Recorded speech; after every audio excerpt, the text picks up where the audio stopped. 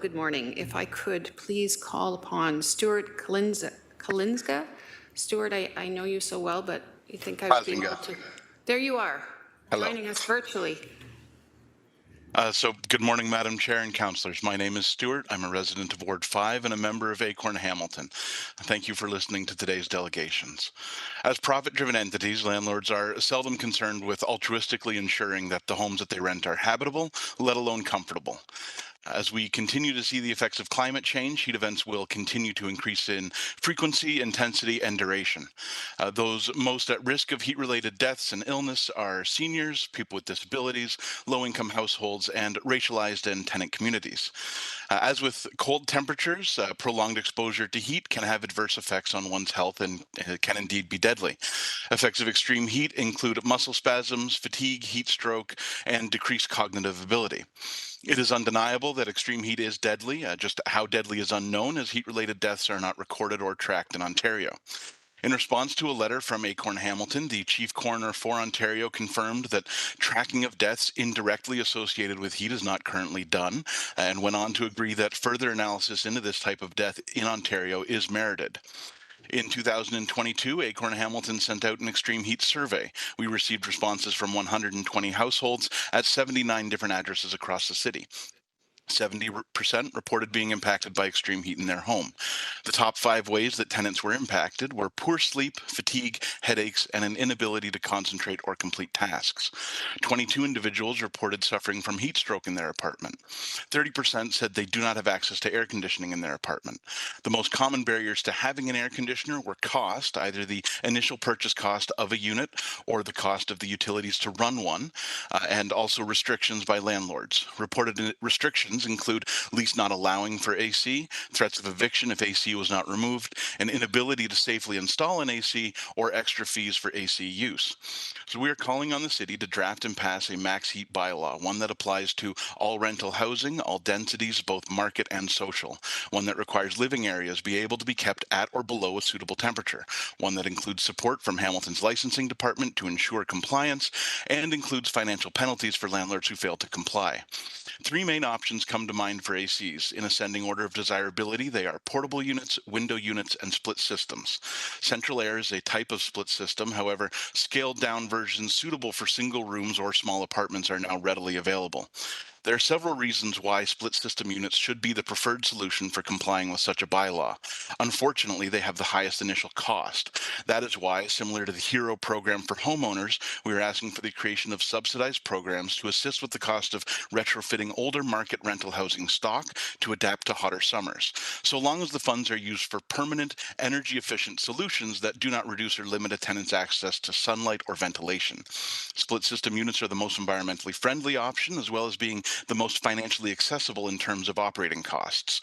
However, there will still be some tenants hard-pressed or even unable to afford these lower costs, which is why we are also calling on the City of Hamilton to offer financial support for low-income tenants who cannot afford the cost of utilities to operate cooling measures in their home. Split system units have the least negative impact on other factors of tenants' health and well-being. While both portable and window units reduce a tenant's access to sunlight or ventilation by design, split system units do not. Sunlight is important for our psychological health, and ventilation, as we've learned all too well over the past few years, is absolutely crucial for one's physical health.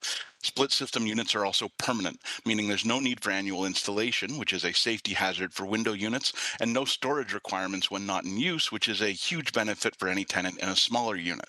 Permanent solutions for heat are already required by both Ontario's Residential Tenancies Act and Hamilton's own adequate heat bylaw. Hamilton has a large tenant population, meaning enacting such a bylaw will certainly have effects on things like the supply of units, the availability of installers and technicians, etc. These things will need to be foreseen and planned for as best as possible. However, we must make every effort to not leave some of our most vulnerable citizens unprotected while mitigating these issues. If we agree that this issue is important because of the negative and possibly even deadly risks, I posit that it would be unconscionable to attempt to mitigate these logistical issues by choosing choosing to protect a select few by way of a pilot project, or suggesting that enforcement be phased in a way that leaves some tenants unprotected until arbitrary conditions are met. There must be other ways to mitigate the logistical issues that do not leave those we are trying to protect unprotected. Give landlords as much advance notice as possible so that units can be ordered in advance. Allow tenants like myself who are presently able to provide their own adequate cooling to defer their landlord's responsibility for an additional year or even a second year if necessary. If needed, offer a very slight incentive from the city to those tenants willing to agree to defer that responsibility to help take the burden off of the rest of the system. Thank you very much for your time.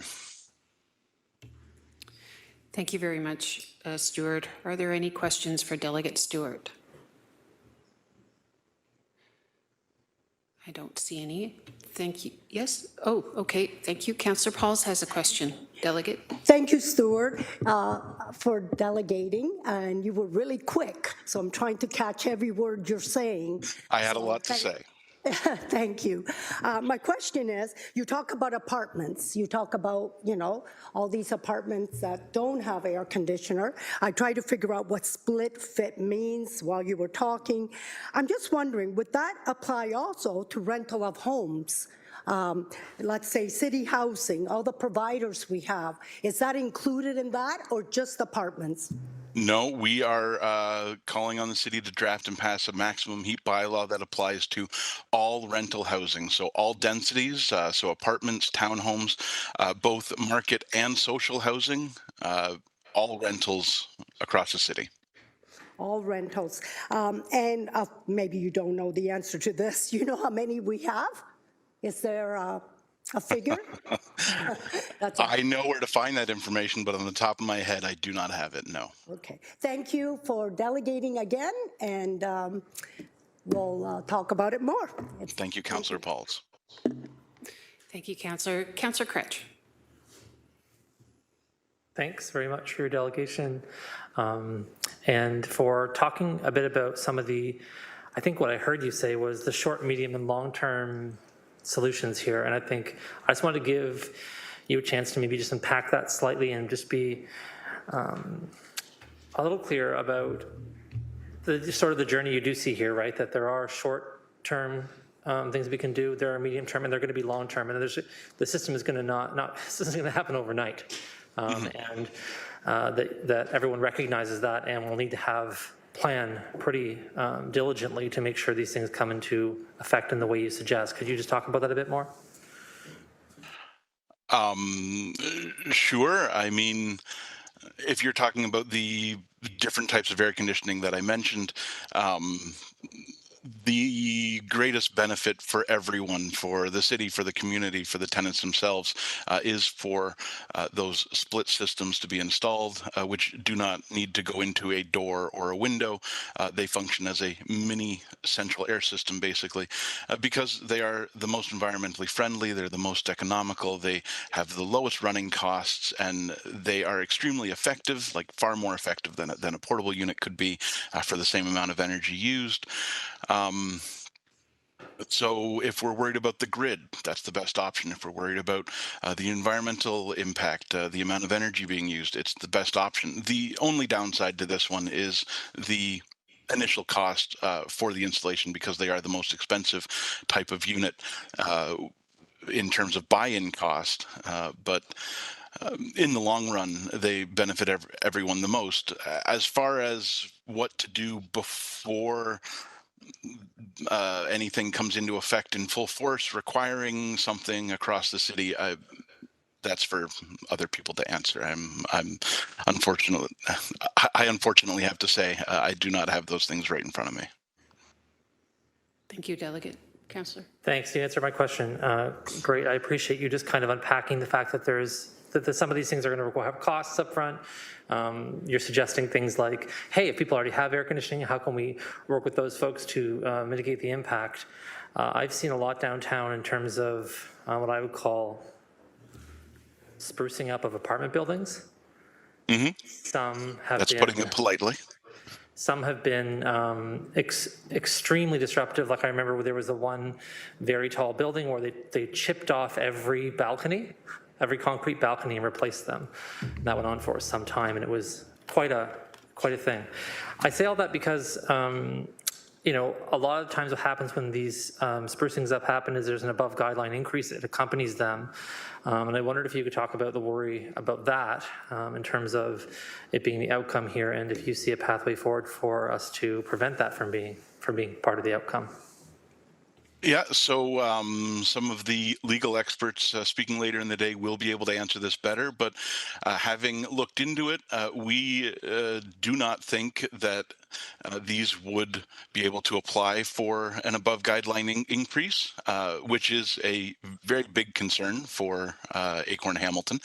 We do not want to see AGIs come out as a result of this, but because it's improvements to individual units, and because the cost for each unit, even with the most expensive option, is quite low per unit, it would not meet the threshold of an AGI.